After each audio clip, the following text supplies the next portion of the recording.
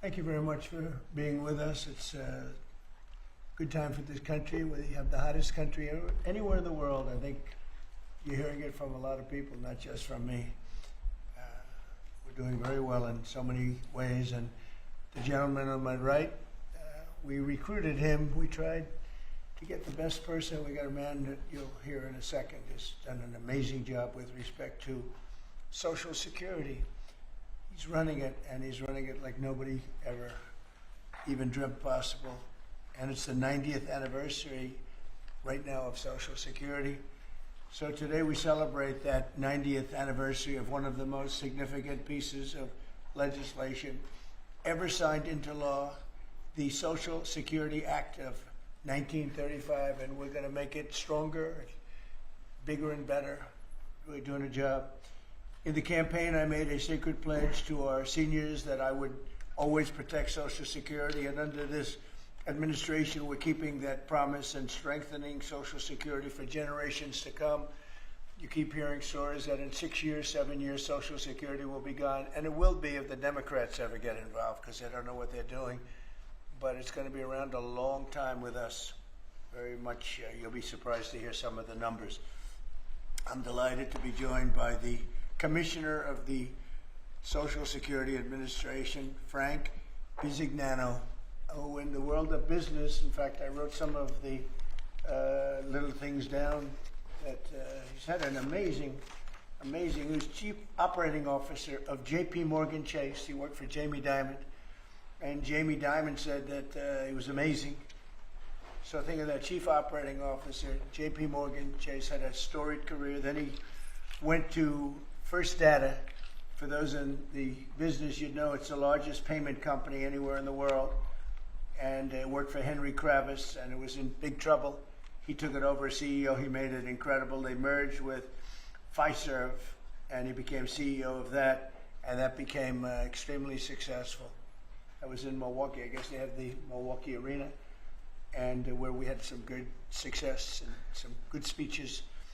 But he's a really legendary guy, and he wanted to do this. I mean, he just wanted to straighten out Social Security because he loves our country. And what he's done in a few months is amazing. Almost 60 million American seniors rely on Social Security for peace of mind and a life of dignity in retirement. These Americans paid into the system, and they deserve leaders in Washington who are going to protect the benefits they've had and protect Social Security.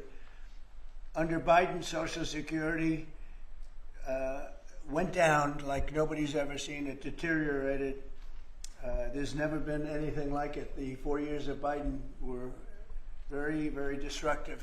It couldn't have gone on much longer. Social Security was going to be destroyed. It was being destroyed. The average call wait time reached an all-time high of more than 42 minutes. Field office wait times were at 32 minutes, which is unheard of, and the disability claims backlog was the longest ever in recorded history. In other words, it was run just like the country was run. It was run really badly. But I'm pleased to report that under our leadership, and Frank in particular, the changes he's made and what he's done is sort of a miracle. Sort of like what happened with the country as a whole. Field office wait times are now down 30% since last year, and it looks like it's going to a total record number. And the record was set in a long time ago when the world was a lot different place, so we're gonna beat that record. Call wait times are down 73% while serving twice as many customers per day. The disability claims backlog is down 26%, and seniors now have 24/7 online access to their accounts, which they never had before, whereas under Biden, the website was down 29 hours a week. For maintenance purposes. It was essentially not open very much. They were always maintaining it, but they didn't know what the hell they were doing. They had a person running that had no idea what they were doing. Among my very first acts was to order all government employees to return to the office or be removed from the job, which means our Social Security offices are now open for full business hours 5 days a week. So unlike being shut down all the time, we're open at record levels also. We're making it really great for the people that want and demand Social Security, and they paid into the system. They deserve it. Last month, I signed one big, beautiful bill and allowed no tax on Social Security for our great seniors, okay? So how's that? Not bad, right? No tax on Social Security for our seniors. And to protect our benefits, we've already kicked nearly 275,000 illegal aliens off of the Social Security system. These are people, many of them have already left the country, and yet we were sending them checks all the time. And 275,000, and that number is now even larger than that, Frank. It's an unbelievable job. And what that's doing is making the system strong. It's making it strong. Biden never kicked anybody off. Everybody joined. And we're carrying out historic deportations to remove many more illegals committing Social Security fraud. It's the Social Security fraud that was taking place at levels that nobody's ever seen. We cleared 12.4 million names listed in the Social Security database over 120 years of age. Think of that. So we had 12.4 million names where they were over 120 years old. Is that right? That's a hell of a statement.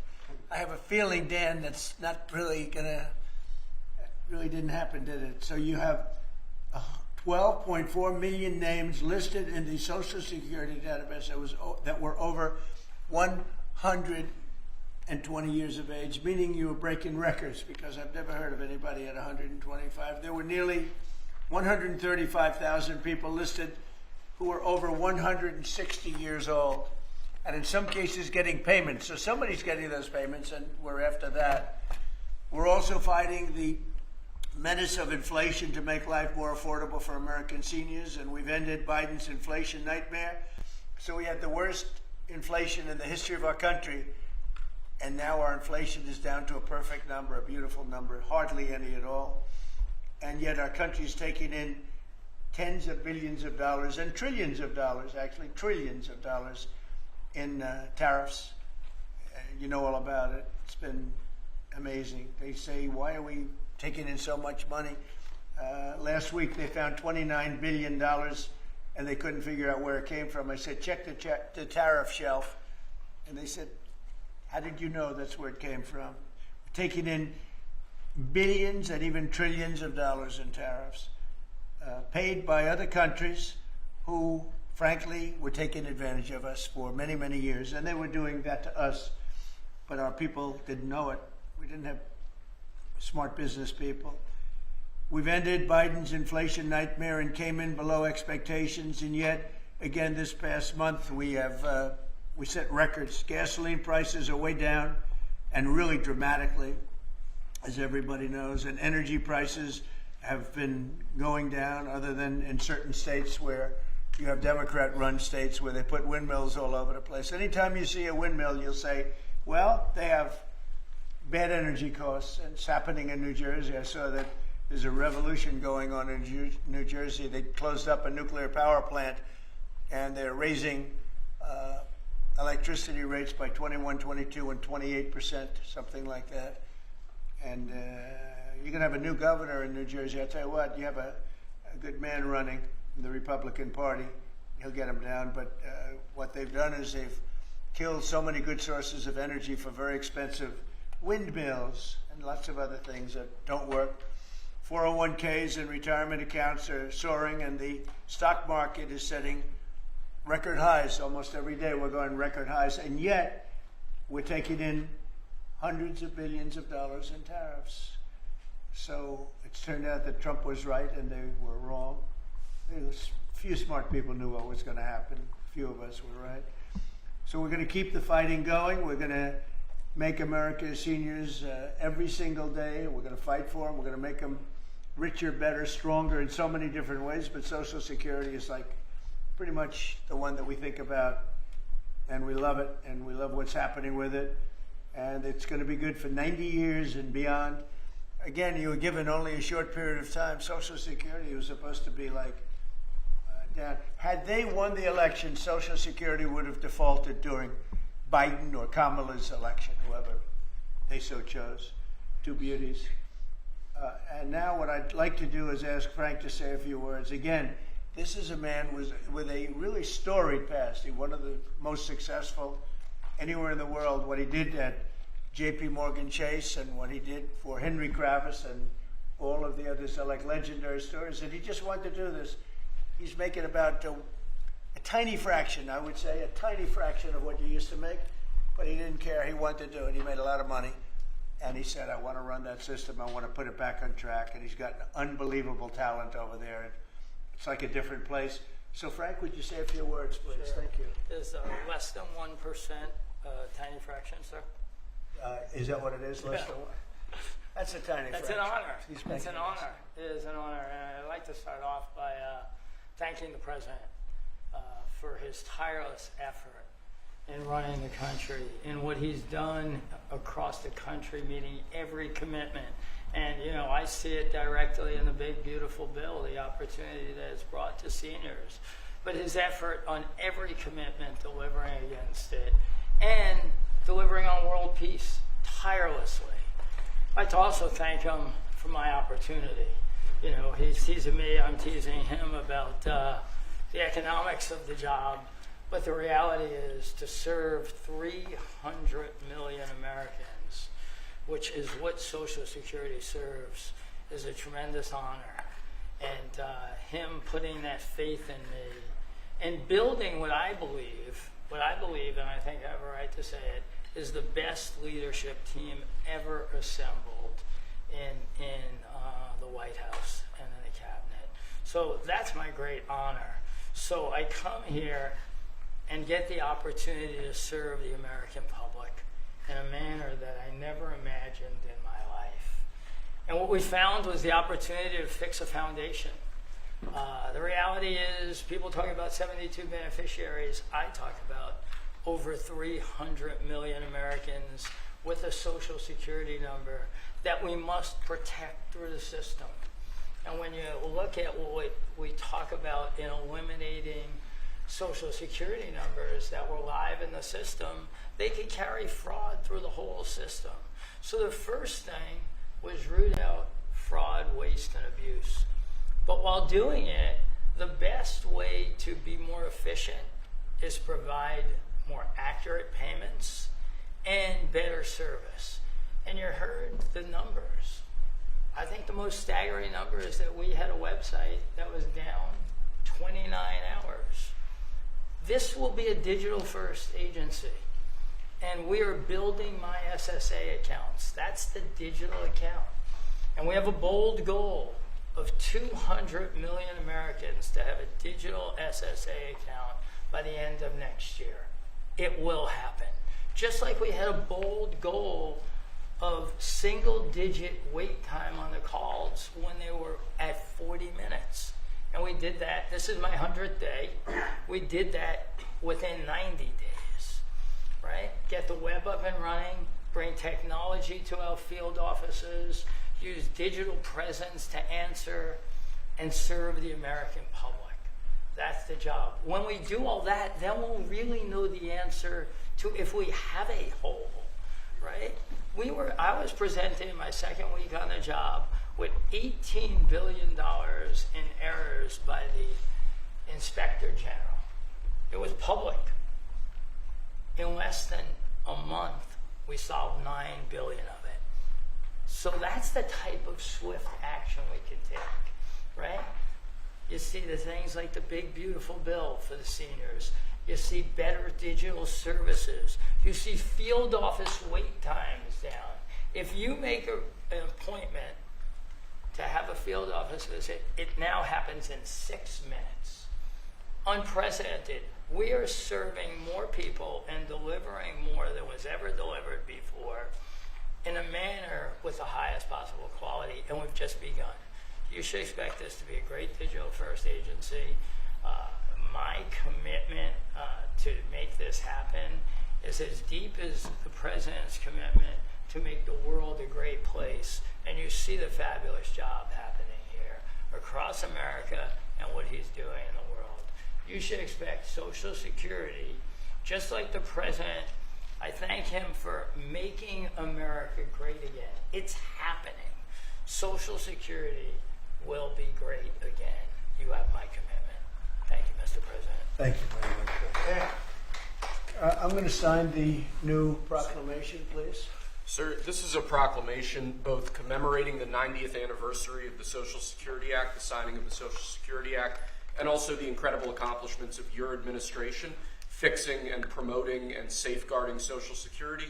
And it also obviously mentions the fact that as part of the One Big Beautiful Bill, a vast majority of our senior citizens are no longer paying taxes on their Social Security benefits, as you promised in your campaign and as you delivered for the American people. That's a big factor, isn't it? Yes, sir. That's great. I think they're very happy about it, too. They're very happy about a lot of things. Good job, Frank. Thank you, sir. And Frank has brought with him some of the most talented people in business, and they were making a lot of money, but they made a lot of money. They had money they didn't have to make anymore, and they just want to do this. They want to have our country become strong and good, and that's what's happening. And we're doing that in a lot of locations, a lot of areas. You deal with some of the people that are commissioners, that are secretaries of state, secretaries of treasury and of commerce, people that were really, really successful people, and they gave all that up to make a very small amount of money. They don't even consider it a fraction. You say 1%, less than 1%. That's pretty good. That's a big pay cut. But Frank is one of the most outstanding of all. His career has been incredible, and you just have to look at what happened at J.P. Morgan Chase and look at what happened with First Data. First Data was the biggest company of its kind in the world, but it was not going to make it. He went in, and it became a tremendous success. It merged into another company, and he became the head of that company. Then he said, let me go save Social Security. Because as big as that stuff is, it's small potatoes compared in terms of numbers, right? In terms of numbers, these are big numbers. Government numbers are big numbers. So I want to thank everybody for being here, but I'm really proud of you, Frank. And here's your proclamation, and let's take a look at what that looks like. Signed by the human hand. For a change. That's good, right? Do you have any questions for Frank? Mr. President. How about questions for Frank? Mr. President. For Mr. Frank? President, Yes, on Social Security. Please. first and foremost, this was a major campaign promise that you had. 2023 was one of the first Agenda 47s that you put out. It was titled, "We Must Protect Medicare and Social Security." Why was this important for both of you to get done, and given the fact that it'll impact millions of lives? Well, it was very important to me because I knew how Social Security, I've been hearing about it for years, long before I came to office, that it was really going to die very shortly, and I had to put somebody outstanding in. And I was talking to him on a business sense once, and I said, "This guy's amazing," and he said, "I'd love to help you with Social Security because it's sort of what he does. You know, he takes troubled entities and turns them around, and he did some of the biggest messes in the world, and Social Security in a certain way, I guess, you reported it all the time. In 4 or 5 years, it's going to go bust, but not anymore, it's not. And he's got it turned around so well. The proclamation helps. All of the things we've done help. And he's finding such tremendous fraud where we have illegal aliens. We have people that don't even exist on Social Security now. They don't exist. And what it does, it makes it totally secure and powerful for the people that are on it and need it. And we're very proud of the job he's done, one of the best. Kara Castro from Lindell TV. How are you today, sir? Democrats like Bernie Sanders and Elizabeth Warren continue to peddle the lie and the claim that you're trying to cut Social Security, despite your repeated promises to protect it. Why do you think they keep pushing this misinformation and literally terrorizing the elderly in America that sadly keep watching the very misleading mainstream media? I love your question. I should have called you almost first, but I love his questions also, always. But it's such a good question. It's so vicious what they do. Elizabeth Warren said she was an Indian. We call her Pocahontas. She's a liar. She lied her whole career. Based on the fact that she was an Indian, she was able to get into certain colleges, get certain jobs, get into certain universities to work there. She's a liar and a mean person. She's a nut job. I watched her the other night. She's all hopped up endorsing a communist in New York City. And she was all excited and jumping up and down. She's got to take a drug test. She really does. She's got to take a drug test. There's no way somebody can act that way and be normal. What she's done to our financial institutions, she destroys people. You know that you had a lot of great banks in the Midwest and banks that loaned to farmers and others, and they went out of business. She put them out of business. Stone cold mean. Banks that were open 150 years, family banks that supplied the farmers and manufacturers and others, and she put them out of business. She's a mean, horrible human being. Bernie Sanders is Bernie Sanders. I don't mind him so much. He's just a liberal guy, very liberal guy. He's a wacky guy. He's still sharp. I got to tell you, he's 86 or 87 or something. He's still sharp. You compare that to Joe Biden, it's, sort of what happened. So I don't mind Bernie Sanders. With him, you know what you're getting. You're getting a guy, he's a nasty guy, but he's somebody that, I don't know if I call it a fastball, but he's able to throw the ball pretty well. He's okay. I watched him the other day. He was totally on the opposite side of things. I will say this, the biggest issue right now, and an issue that's really taken hold, is crime, stopping crime in the cities, and the Democrats are fighting the stopping of crime. So I think that's like men playing in women's sports is okay, or transgender for everybody, okay. But this is a bigger issue. This is the biggest of all issues. Crime is rampant in D.C. It's rampant in our generally blue-run cities. And they've got to do something about it, or they're never going to win another election. And instead of calling me a dictator, they like to say Trump's a dictator. Trump's a dictator. Well, I had calls from many, many friends, including Democrats. I have a lot of Democrat friends, but they're normal people. And they were thanking me so much for what I'm doing in D.C. They feel so safe already. And at the border, we had 0 people come in, and this is done by a liberal group. They're the people that do it. I have nothing to do with it. 0 people in 3 months. We had 0, 0, and 0 for 3 months. And last year we had millions of people pouring in from all countries, from jails, from drug addicts, gang members, drug dealers by the thousands and thousands. 11,888 murderers, half of whom committed more than one murder. They flowed into our country. And for the last 3 months, we had none. And I didn't remember when Joe Biden used to always go, I need legislation. I had no legislation. I just said, we're closing the borders. And the whole world understood it because they respect your country again. They really respect this country again. They didn't respect it. When he said it, it didn't mean anything. But now they know it meant a lot. And Mexico does what we tell them to do. And Canada does what we tell them to do, because we have the 2 borders. We have the northern border, southern border. And they were both horrible. But now it's some people say it's a miracle.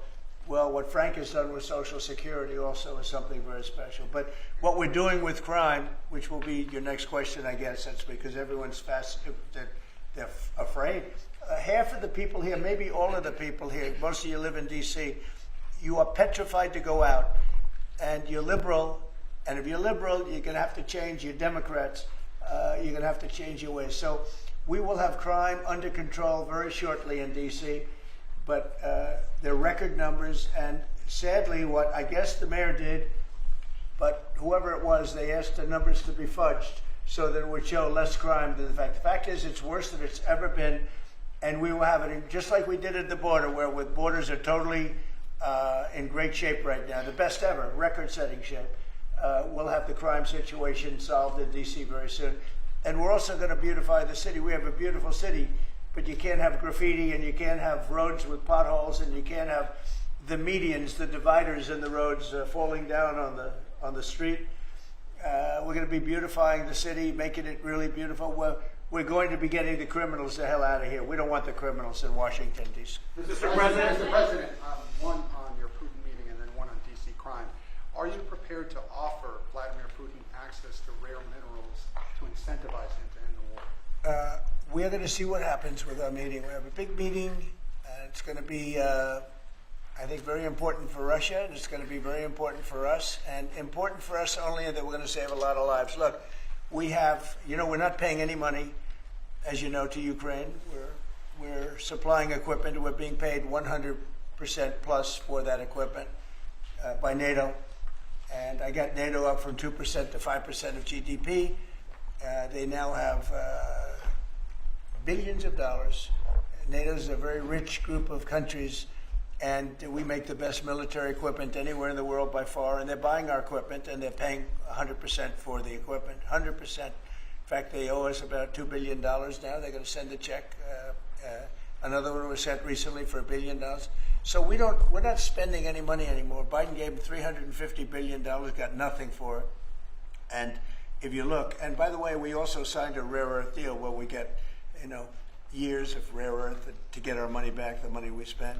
But what I'm really doing this for is to save thousands of soldiers a week. You have Russian soldiers, you have Ukrainian soldiers, and then you'll have missiles dropped into various cities and towns in Ukraine. And they're losing last week they lost 7,251 people, mostly soldiers, Russian and Ukrainian soldiers. I'm doing it for that reason. We have a meeting with President Putin tomorrow. I think it's going to be a good meeting, but the more important meeting will be the second meeting that we're having. We're going to have a meeting with President Putin, President Zelensky, myself, and maybe we'll bring some of the European leaders along, maybe not. I don't know that it's going to be very important. We're going to see what happens. And I think President Putin will make peace. I think President Zelensky will make peace. We'll see if they can get along. And if they can, it'll be great. I've solved 6 wars in the last 6 months, a little more than 6 months now, and I'm very proud of it. I thought the easiest one would be this one. It's actually the most difficult. We had one war raging, as you know, for 37 years. One in the Congo with Rwanda was raging for 31 years. We solved 6 of them, made peace, not just solved them, we made peace. If you look at Pakistan and India, planes were being knocked out of the air. 6 or 7 planes came down. They were ready to go. Maybe nuclear, we solved that. I thought this would be maybe an easier one. It never made sense, this war. It would have never happened when I was president. If I were president, this war would have never happened. But millions of people have been killed. And I'm there for one reason, to see if I can solve. This was Biden's war. This isn't my war. I want to see if I can stop the killing. Yeah. But rare earths, do you plan to offer him access to that at all? We have great rare earth. We made that as payment for all of the money that we've spent so foolishly in Ukraine. We spent $350 billion. Now Europe spent $1 billion. That's a lot of money. They spent $100 billion. That's a lot of money. But we shouldn't be spending a lot more money than them, and they understand that. And I think that's maybe why we're not spending money anymore. We're not spending any money. They're paying us for everything. So people are shocked when they hear it. They don't even understand. They don't even write about it. But we're not spending money. But we are spending a lot of time trying to get the war solved. If we can get the war solved, we'll be very happy. As far as rare earth, that's very unimportant relative to. I'm trying to save lives. On DC crime, on DC crime, sir. President, on DC crime, do you have a message for the Democrat lawmakers like Nancy Pelosi or media who are saying, after living here for many years, that there is no crime and you're trying to start a new news cycle? It's another reason why the Democrats lost the election in a landslide. They lie. It's just lie. Look, the crime is very bad. I think they'd be much better off saying, we want to help President Trump with the crime because it's an epidemic. It's a tragic situation. It's the worst it's ever been. And we want to help President Trump with the crime, as opposed to, he's a dictator. He's a dictator.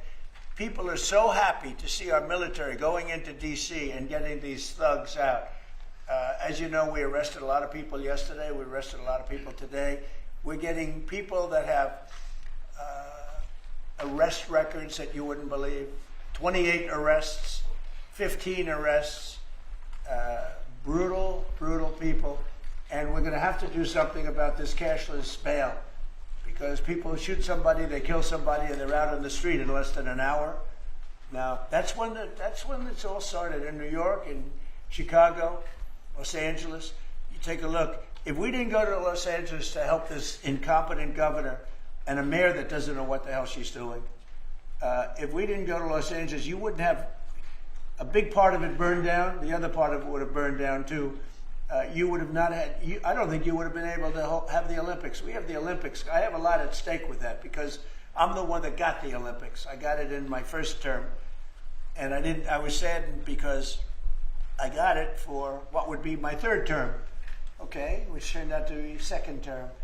And the Olympics, it's a great honor, but I felt badly because I said I won't be president when the Olympics came. Well, through circumstance, I am president.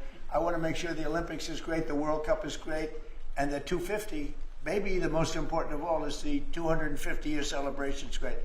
So what's happening is we will work very hard. You would not have had, I don't believe that if I didn't send in the troops, I don't think you would have had Los Angeles in condition to have the Olympics. I think you would have had to tell them, I'm sorry, you're going to have to go someplace else. And if you look at the police commissioner or the sheriff, he said, we really needed them. Thank God they were here. We really needed them. That was the first 2 or 3 days. After we solved their problems, then he said, well, I think we could have maybe done it. No, he was told what to say. He said, you go back to your files and see what he said. He said, thank goodness they came. If I didn't go and put our military there, or National Guard in that case, and we'll go military if we have to, but the National Guard went there. They were very effective.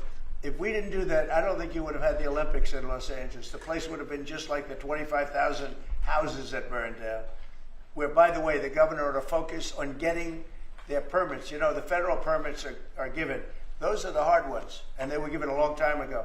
People can't rebuild their house because they can't get permits from the state and the city, and they ought to focus on that because it's very upsetting. I went there right after the fires. I walked the streets and I met a lot of great people that want to rebuild their homes. We took care of it from the federal standpoint, but they're not taking care of it from the city side, the mayor and the governor. They're not getting their permits. They can't build their houses. Mr. President, Go ahead, please. Mr. President, thank you. Do you think this summit and the incentives for peace you are putting on the table could end up rewarding Putin for his invasion of Ukraine? And what kind of signal do you think that could potentially send to other aggressors? No, I don't think it's a reward. I think that what we have is a situation that should never have started. It didn't start under me, and for 4 years it wasn't even discussed. And I could see it was going to happen after I left. I could see what was happening. Everything that we did was wrong. Everything that was done was wrong. Everybody's to blame. Putin's to blame. They're all to blame. This is a war that would have never happened. Mr. President, we have a question on LA. Mr. President, earlier today, the Washington, D.C. police chief issued an executive order allowing metropolitan police officers conducting traffic stops to notify federal immigration and customs enforcement about undocumented immigrants that they encounter. Yet the city has a long-standing pro-immigration policy, including allowing non-citizens to vote in local elections, which is ridiculous. And limiting cooperation with federal immigration agencies. Right. Did your administration pressure the D.C. police chief to review and repeal these policies? And will you require other cities to roll back similar policies to avoid possible federal takeover of local law enforcement? So what you're saying is that it was a very positive thing. When they stop people, they find they're illegal, they report them, they give them to us, etc. That's a very positive thing. I have heard that. It just happened. That's a great step. That's a great step if they're doing that. Yeah, I think that's going to happen all over the country. We want to stop crime. I think if the Democrats aren't strong on this issue, they won't be able to do it. I think this is a bigger issue than all of the other ridiculous things that they, like open borders. Well, open borders is bad. Open borders has caused a lot of this problem, allowing millions and millions. I think 24 million people were allowed to come into our country. Many of these people from prisons, from jails, from mental institutions. This was the Biden policy. And I don't believe it was him. He was never there before. It was the people that encircled this very beautiful desk, the Resolute desk, radical left lunatics who were smart, but radical left. And I'm very happy to hear what you just said, because I've heard that. And Mr. President, on LA, if I may, the mother of a 15-year-old California boy was briefly detained at gunpoint in a case of mistaken identity. The LAUSD superintendent says that surveillance video shows armed agents wearing police and border patrol insignia. Given the National Guard, the Border Control, ICE agents, they're not trained in local policing. What specific steps are you taking to ensure that young people are not put in harm's way with these types of operations? Yeah, what they are trained in is common sense, and they're very tough people. And they have great common sense, and they are highly trained. I heard the mayor of LA was saying, oh, they're not trained this way. I heard this character from, where was he from? they talk about him as a candidate. He's got no chance. The governor of Maryland, I watched him this morning saying that the governor of Maryland, they say maybe he'll be a president. He's not presidential timber at all. But I heard him today talking about how the National Guard or the military is not trained in police, but they're trained in common sense, and they're trained in not allowing people to burn down buildings and bomb buildings and shoot people and all of the things. They've done a great job. Again, if we didn't send them, and very importantly, if we didn't send them into Los Angeles, the rest of Los Angeles would have been burned down to the ground. When you look at Minnesota, Minneapolis, I sent them into Minneapolis because the governor wouldn't make the call. If I didn't do that, you wouldn't have a Minneapolis. It wouldn't be, I don't think it would be existent today. You remember the famous scene burning over the CNN anchor's shoulder. He said, everything seems to be very peaceful. And behind him, the whole city's burning down. So you had the whack job governor who ran for vice president and made a fool out of himself. You would have had, I saved that city. I'll tell you, I saved that city. So the bottom line is these are very tough people that are trained in a thing called common sense, and they're also trained in doing what we're talking about right now. And you watch crime stop, but you wouldn't have Los Angeles. It wouldn't be existent today. We would have had to cancel the Olympics if I let that go on. Mr. President, will you pressure Israel to allow journalists into Gaza to cover the humanitarian efforts the U.S. is pursuing? And I'd like to see that happen, sure. I would like to see it happen. I would be very fine with journalists going in. It's a very dangerous position to be in, as you know, if you're a journalist, but I would like to see it. And on tariffs, Brazil, Mexico, and Latin America are getting closer to China, and they say it's partly because of the tariffs you're imposing those countries. Are you concerned them getting closer to China? No, not at all. I'm not concerned at all. They can do what they want. None of them are doing very well, and what we're doing in terms of economics, we're blowing everyone away, including China. We're doing better than any other country in the world right now. Brazil has been a horrible trading partner in terms of tariffs. As you know, they charge us tremendous tariffs, far, far more than we were charging them. We weren't charging anything, essentially. And Brazil has some very bad laws happening where they took a president and they put him in jail, or they're trying to jail him. And I happen to know the man, and I will tell you, I'm pretty good at people. I think he's an honest man. I think what they've done, this is really a political execution that they're trying to do with Bolsonaro. I think that's terrible. But they also treated us very badly as trading partners for many, many years. One of the worst countries on earth for that. They charged tremendous tariffs, and they made it very difficult to do anything. So now they're being charged 50% tariffs, and they're not happy, but that's the way it goes. Mr. President, on DC crime, sir, on DC crime, are you concerned at all that some federal officers that are helping DC police might be being pulled away from other high priority assignments? Like what? Terrorism, for example. Oh, really? Terrorism? They'll stop terrorism as part of what they're doing right now. No. The soldiers that we have, first of all, we have plenty of them, long beyond what that you have here. We're just using a very small force. In Washington, D.C., they have thousands of police.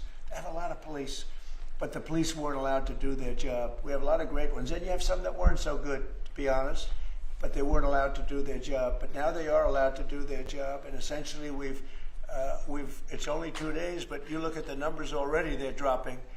And no, they're not being pulled off for anything. Mr. President, as you know, there were some very concerning reports about crime statistics. Police are manipulating crime data to downplay crime in D.C. Will the administration release its own crime statistics to counter their misinformation? And will those individuals who are intentionally misrepresenting crime data and fudging the books, like you said, be penalized for endangering the public? They are under investigation right now. They are giving us phony crime stats, just like they gave other stats in the financial world, but they're phony crime stats. And Washington, D.C. is at its worst point, and it will soon be at its best point. You're going to have a very safe, you're going to have a crime-free city. I mean, I say that. You're going to have virtually a crime-free city. And these are strong men, but the criminals are strong men and women, but they're strong men. And these are people that don't play games. We're not playing games. These are criminals we're dealing with.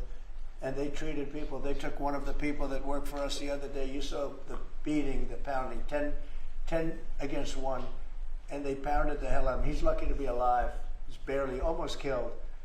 And we're not going to have that happening, please. Mr. Tulsi Gabbard declassified more documents last night related to the Russiagate hoax. She's doing a great job, by the way. That was another fake story. I'm very happy with the job she's doing. That's right. They declassified some terrible documents talking about Democrats and what they did. Yeah. Radical left lunatics. It showed that then DNI James Clapper sent out emails to IC officials saying that it would be a team sport to push them to debunk the 2017 ICA report and that it might lead them to compromise on their normal modalities. What's your reaction to the latest declassification? And in your view, sir, what does real accountability look like for players? It's incredible what we're finding. Absolute proof of guilt. And we'll see what happens. But Clapper and Comey and that whole group of criminals, they're criminals. And they made it very tough. You know, they did the fake Russia witch hunt that lasted for 2 years. And I got totally exonerated. There was no doubt about it. They should have done it in 1 day, not 2 years. But it was a whole scheme to try and demean Trump so that I couldn't win an election. And that is a criminal group of people. They're sick people, and they're criminals, and they should be taken care of. Mr. President, does Putin have a strong hand tomorrow? Well, he came to our country, and I heard CNN fake news talking about that was a big win for him. Normally, he would say the opposite, but they said, oh, it's a big win that he came here. Normally, he would say the opposite, he came here. I think that President Putin would like to see a deal. I think if I weren't president, he would take over all of Ukraine. It's a war that should have never happened. If I weren't president, in my opinion, he would much rather take over all of Ukraine. But I am president, and he's not going to mess around with me. Mr. President, on Russia, Mr. President, would you support or agree to reducing NATO troops in Europe, in countries like Poland, in order to get Russia to agree to a peace deal? That hasn't been put before me, and I'll think about that for later, but it has not been put before me. Go ahead. Is anything less than an unconditional and immediate ceasefire a victory for the U.S.? Tomorrow? Yes. Well, tomorrow we'll see. I say, I don't know where that comes from. Sort of not a good question. I would say that tomorrow all I want to do is set the table for the next meeting, which should happen shortly. I'd like to see it happen very quickly, very shortly after this meeting. I'd like to see it actually happen maybe in Alaska where we just stay because it's so much easier. But I think that it's going to be very interesting. We're going to find out where everybody stands, and I'll know within the first 2 minutes, 3 minutes, 4 minutes, or 5 minutes, like we tend to find out whether or not we're going to have a good meeting or a bad meeting. And if it's a bad meeting, it'll end very quickly. And if it's a good meeting, we're going to end up getting peace in the pretty near future. Okay? How about one more? Mr. President, on the Smithsonian. Thank you, Mr. President. On the Smithsonian, I know that your administration is seeking to weed out a lot of this left-wing spin that's in the museums, but we're seeing from people like Brian Stelter or other commentators that they're insinuating that you are trying to change history according to your narrative. What's your response to that, and is there anything you'd particularly like to take a look at? We want the museums to treat our country fairly. We want the museums to talk about the history of our country in a fair manner, not in a woke manner or in a racist manner, which is what many of them, not all of them, but many of them are doing. Our museums have an obligation to represent what happened in our country over the years, good and bad, but what happened over the years in an accurate way. Thank you very much, everybody.